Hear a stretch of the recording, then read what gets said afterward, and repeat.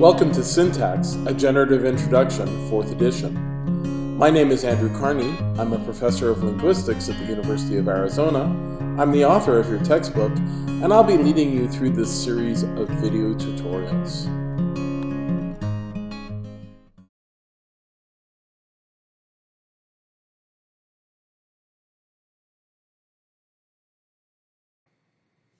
In this video, we're going to take a little side detour into a descriptive practice. The reason we're doing this is because I've learned over the years that many people don't have good grammatical education in classical terminology, like finite versus non-finite, clauses versus predicates versus phrases. So we take this little detour to look into some of these descriptive details before we turn to a more theoretical approach to this phenomenon.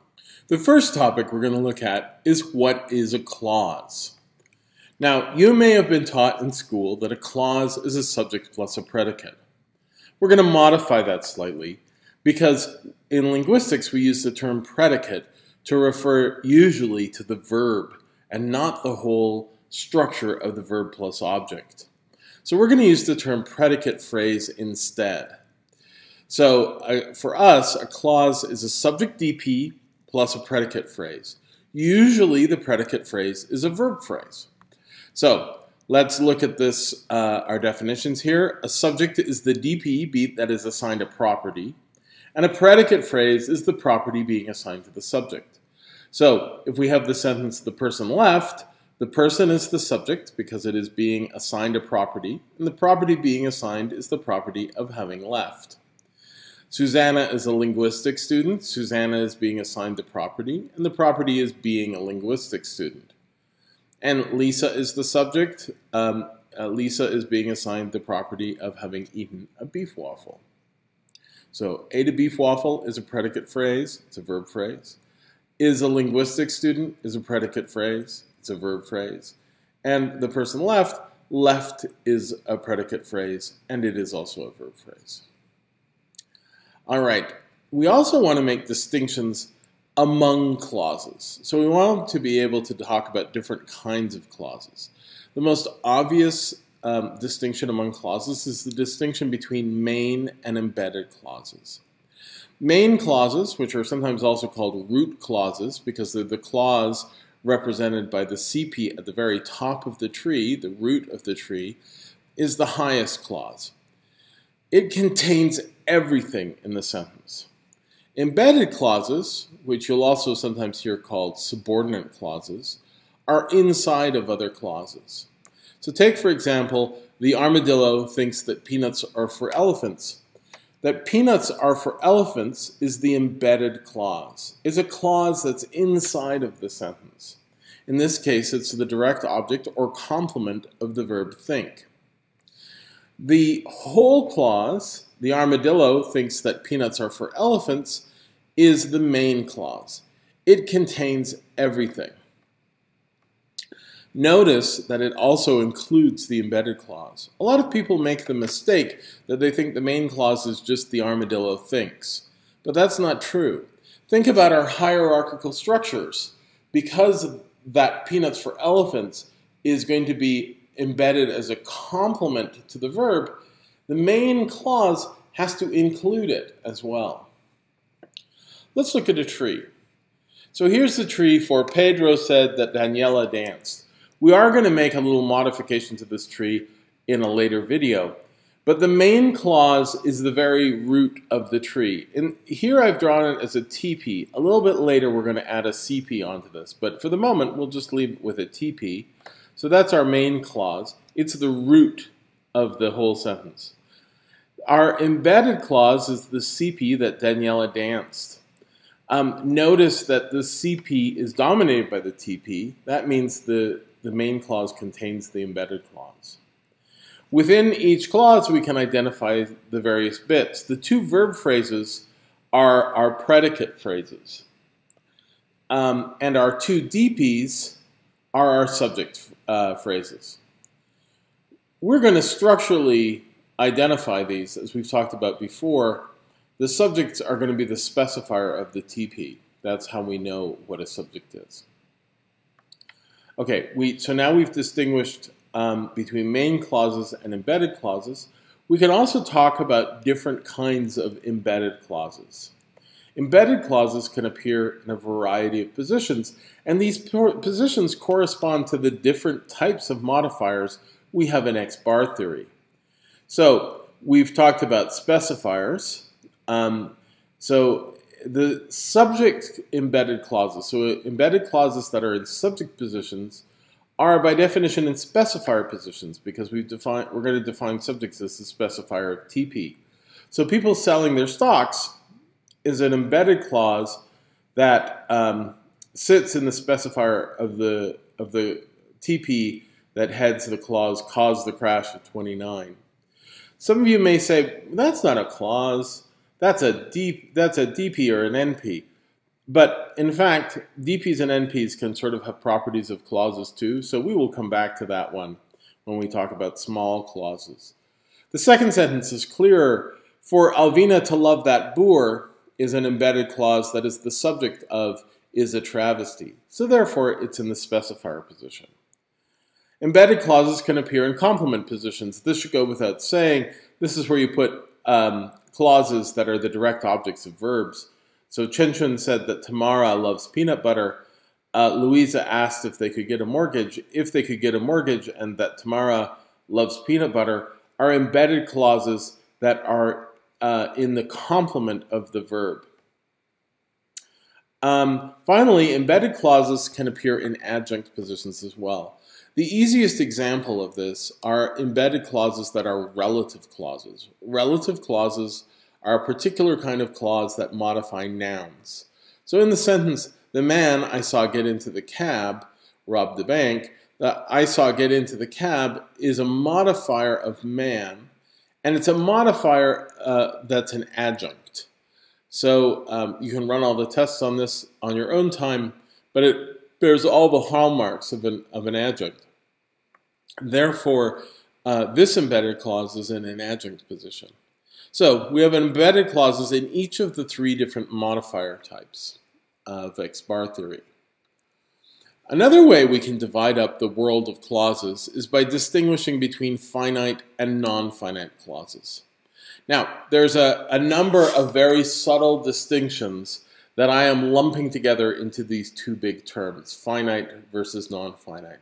One distinction is the distinction between untensed and tensed, and another one is the distinction between finite and infinitives. Infinitives are a particular kind of verb form that are found in non-finite clauses. These are subtly different terms, but I'm just going to group them all together for now in order to just make them the big distinction, which is the one we're going to care about, which is the distinction between finite and non-finite. There are certain correspondences. So tensed clauses are always finite and untensed clauses are usually non-finite. Infinitives always show up in non-finite clauses. And so there are some correspondences, but we're just going to take these big terms first. Now, the easiest way we can identify this is that finite clauses have tense verbs. So for example, I thought that Omar left. Left is in the past tense. Therefore, Omar left is a finite clause. By contrast, I want Omar to leave. To leave is the infinitive form of the English verb. And therefore, it is not tensed. And this is non-finite. So that's just an example of how the tense and infinitive sort of align with this distinction. Now, we actually have a lot of tools we can use for distinguishing finite from non-finite clauses. I'm going to cheat a little bit here by giving you a sentence, an embedded clause that is deliberately ambiguous between being finite and non-finite. And this is the phrase, this is the clause, you eat asparagus. And for a number of morphological reasons that I chose here, this is deliberately ambiguous between a finite and a non-finite usage. In a sentence like, I know you eat asparagus, it's finite.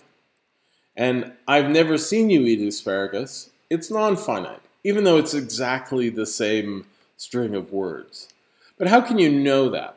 Well, we have a number of tests that allow us to probe whether something is finite or non-finite. First of all, if you can change the verbal morphology, if you can change the agreement or you can change the tense, then you have a finite clause. If you can't, if you change either of those and the sentence becomes ungrammatical, then we have a non-finite clause. So let's take the I know sentences here. I know you eat asparagus. I can change the verb to ate. I know you ate asparagus. That tells us it's finite because we were able to change the tense to a past tense form. Similarly, I can change the agreement morphology on the verb to he eats asparagus. I have to change the subject too in order to change the agreement.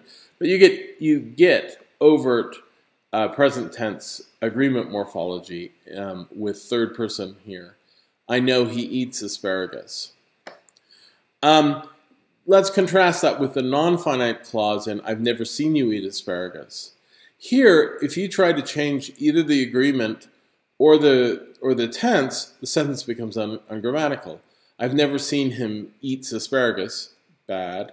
I've never seen you ate asparagus. Terrible.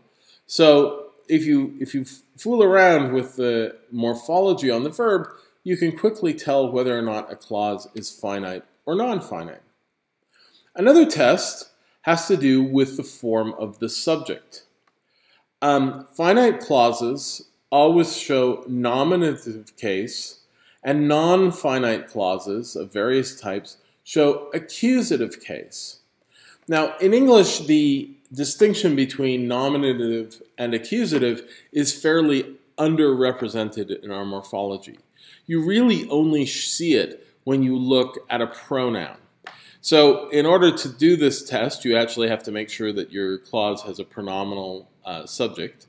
And you look to see, for example, whether or not it's he or him. He being the nominative form and him being the accusative form. I know he ate asparagus.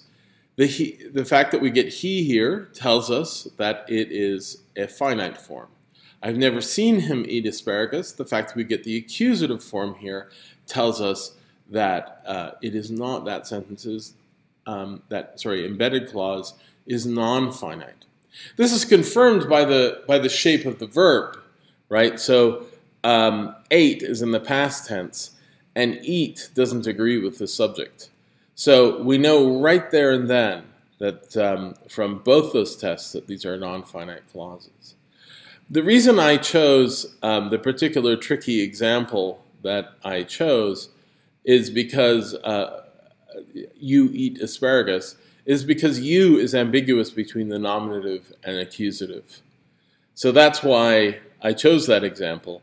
In all the other forms, you can tell whether something is nominative or accusative just by looking at their forms. So first person and third person forms make those distinctions. All right, let's consider another way to distinguish finite from non-finite. And that comes from whether or not you have particular kinds of tense nodes. So remember, tense nodes are things like modals and auxiliaries. If you have a modal or an auxiliary, then you have a finite clause. So if you have a could, should, would, might, etc., or an auxiliary like is or have, you have a finite clause. If, so for example, I said, I think he should go, the fact that you have should tells you it's a finite clause. Another way you can tell is because the subject here is in the nominative case. Non-finite clauses are typically marked with to if they have a verb. So you use the infinitive form of the verb. I want him to go. To go, the to there, which is a tense node, tells us that this is non-finite. It's an infinitive verb. We can replicate that fact by virtue of looking at the shape of the pronominal subject here, which is in the accusative case. So we have two indicators that in the sentence, I want him to go is a non-finite clause, the accusative case, and the to marker. Another way to distinguish them is by looking at different kinds of complementizers. Finite complementizers are typically words like that, which, and if. So I think that he should go. Non-finite complementizers is only really one, it's for. So I want for him to leave. The for there tells you it's non-finite. We can also tell that this clause, I want for him to leave, is non-finite because we've got the accusative case marking on the subject, and we have the to auxiliary. Now, one thing that's tricky about using complementizers is there's many occasions where complementizers are either null or not, or just not there. So you get finite clauses like, I think he should go, with no that, and non-finite clauses like, I want him to leave, where there's no for. So there are times when the complementizer is not going to help you distinguish between finite and non-finite clauses. So just to summarize, we talked about the idea that clauses are subjects and predicate phrases. Subjects are usually the DP and the specifier, the TP. Predicate phrases are 99% of the time verb phrases, although not always. Embedded clauses are clauses that are inside of the main clause. The main clause forms the root of the whole sentence, or at the very top. Don't forget that embedded clauses are inside main clauses. So main clauses include those embedded clauses. We talked about different kinds of embedded clauses. We talked about specifier clauses, adjunct clauses, and complement clauses, all of which correspond to our notions of modifier types in X-bar theory. And then finally, we made the distinction between finite and non-finite, which roughly corresponds to tensed versus non-tensed. And we looked at a bunch of tests you can use to figure out whether something is finite or non-finite. If you can fiddle with the verb morphology, it's finite. If you get accusative case on the subject, it's non-finite. And then we have different kinds of complementizers, that, if, which are all finite, for is non-finite, and different kinds of tense nodes. So modals and auxiliaries indicate that you have a finite clause, whereas the infinitive marker to indicates that you have a non-finite clause.